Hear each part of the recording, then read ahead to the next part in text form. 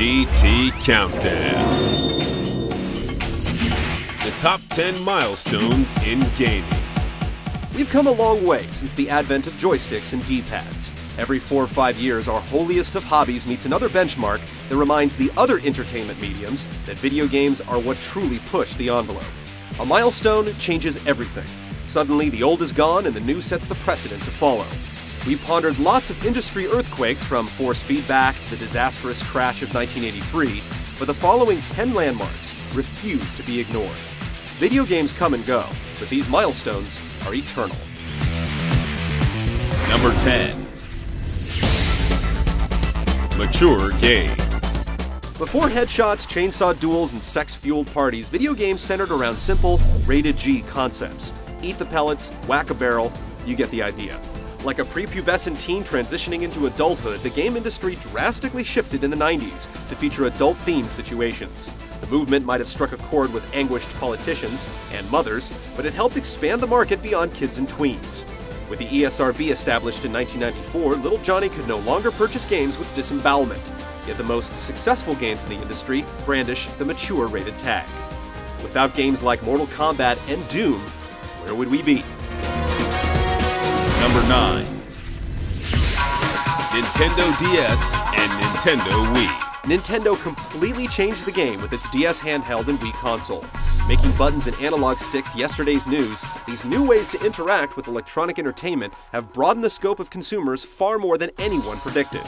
Suddenly it's cool for mom and dad to get in on the fun, or for 20 and 30-somethings to have video game-themed parties. And it was all thanks to Nintendo's accessible control styles that made playing games simple and easy to enjoy. If you need any further proof of what monumental moments the release of the DS and Wii were, look no further than Microsoft's Kinect and PlayStation Move. Once again, Nintendo saw the future and delivered it first. Number 8. Analog stick.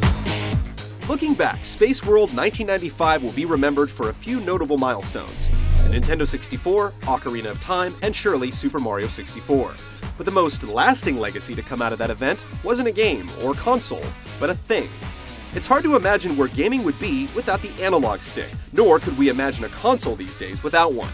Mario's first fledgling tiptoes, footsteps, and full-on jaunts in 3D were only possible with the N64 controller's analog stick. Challenging developers to think in 360 directions instead of just 8, once again the rest of the industry took Nintendo's idea and ran with it. Crucial to the growth of all 3D gaming, the analog stick is an indispensable part of video game history, earning it the number 8 spot on our countdown. Number 7. Xbox Live. Online gaming is one thing, but creating an online community where players could interact, express, purchase, watch, listen, and just about any other verb you can think of was truly groundbreaking.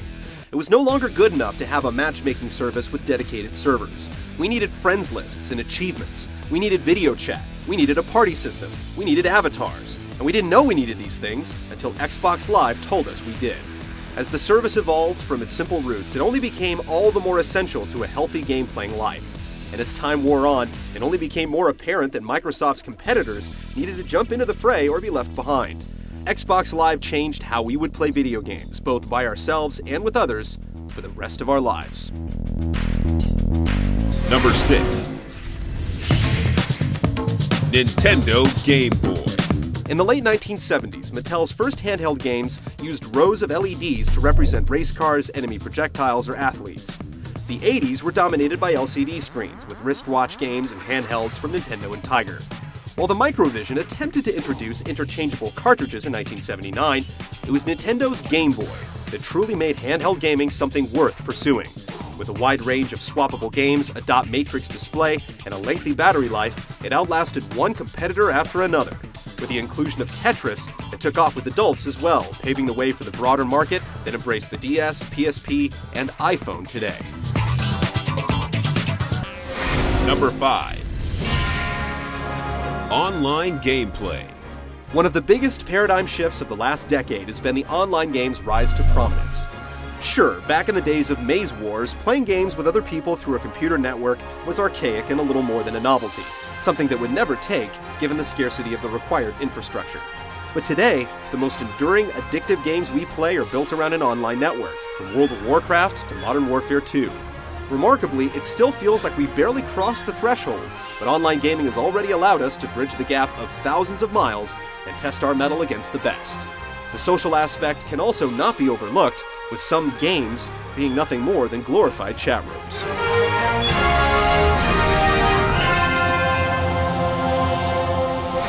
Number 4. Optical media.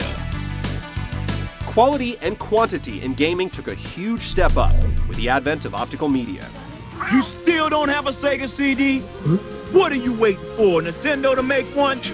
Cartridges basically topped out with the huge and expensive carts of the Nintendo 64, and the true death knell for cartridges sounded with the release of Sony's PlayStation. Its CD-ROM-based games had plenty of space for FMV cutscenes and huge soundtracks, with plenty of space left over. It basically gave players a glimpse of what consoles would be producing in real time in the future. It was a huge paradigm shift, and optical media would have finished much higher on this list if it didn't look like digital distribution was the way of the future. The Blu-ray is the current king of digital data, and even if the format eventually becomes obsolete, the impact of optical media cannot be overstated. If you're not playing on a 3DO system,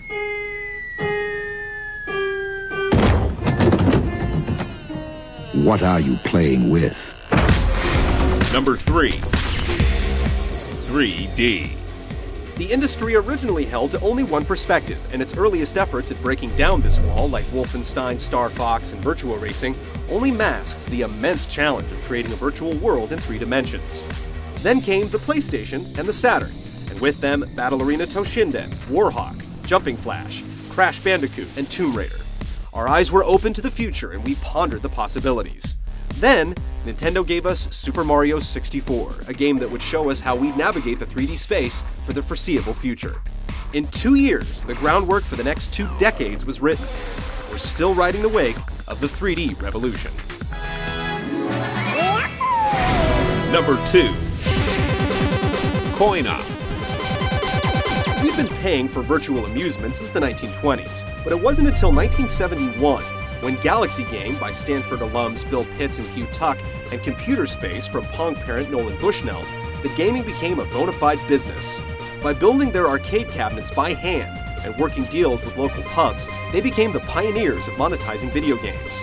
Tin boxes with plastic knobs and cathode rays became Space Invaders, Pac-Man, and Donkey Kong. That decade's arcade boom was the big bang that built this industry.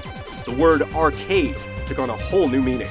The market would become dangerously close to falling off a cliff due to excessive optimism, but the epic dawn of electronic entertainment had come. Number 1. Home console.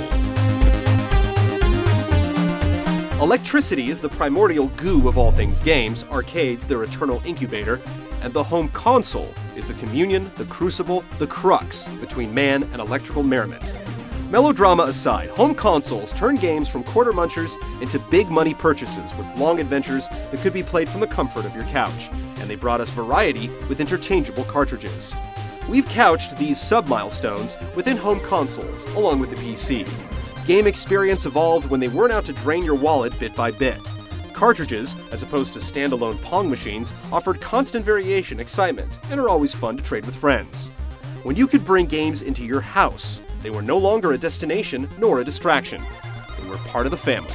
Here's Pac-Man on ColecoVision. But here's Pac-Man for the Atari 5200 Super System. Now you're talking. Reach for a